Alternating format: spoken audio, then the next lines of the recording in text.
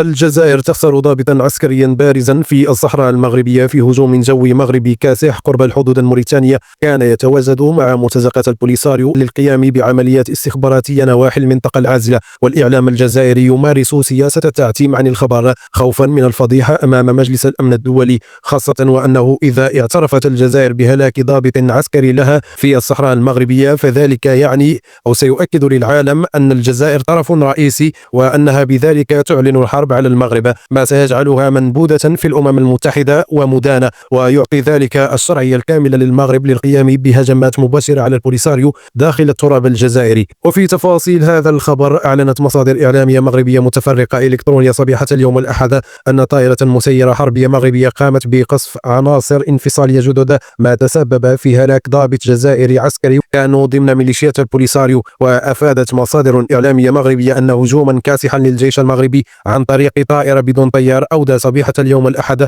بحياة مجموعة من مرتزقة البوليساريو، إضافة إلى موالين لهم من الجزائر. وحسب المعطيات الأولية التي تم تداولها في وسائل إعلام مغربية إلكترونية، فقد جاء الهجوم عندما تسلل 4 عناصر من البوليساريو إضافة إلى ضابط استخباراتي جزائري من شمال موريتانيا، ومحاولتهم التوغل داخل المنطقة العازلة في مهمة استطلاع ومراقبة، قبل أن تفاجئهم طائرة درون مغربية بصاروخين وتوقف تحركاتهم على الفور. ويتعامل الجيش المغربي بحزم كبير في مواجهة أي تهديد أو محاولة للتسلل من قبل المسلحين الانفصاليين إلى حدود المملكة المغربية، وهو ما كبد مرتزقة جبهة البوليساريو ومن يواليهم ويدعمهم عسكريا خسائر جسيمة خلال الأشهر الماضية. وتستعد القوات المسلحة الملكية المغربية لتوجيه الضربة القاضية لعصابة البوليساريو وعرابتها الجزائر في الأسابيع القليلة المقبلة، حيث بدأت المملكة المغربية تحركاتها على الميدان من أجل ضم ما يسمى المناطق العازلة إلى حظيرتها، وشطب المصطلح أو مصطلح المناطق المحررة